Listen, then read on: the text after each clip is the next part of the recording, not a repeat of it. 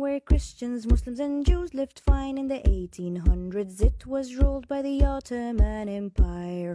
Meanwhile a bearded guy founded Zionists for Jews to aspire, a land that becomes their home and safe only for their kind. Then there was World War I that ended when the Allies won, and England was like, hey, this beautiful land is totally mine. Still the name was Palestine, even though it was colonized, and a promise for a Zionist state was made by a man that had no right.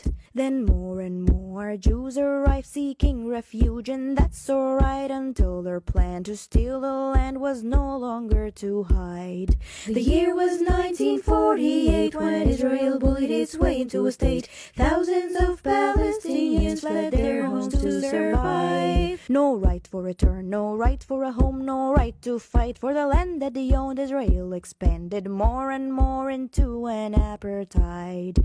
Where is your humanity? Where is your respect for dignity? Call it conflict, that's insanity. It's time to change your mind. One day Palestine will be free, so be on the right side of history. You're not anti-Semitic if you stand against war crimes.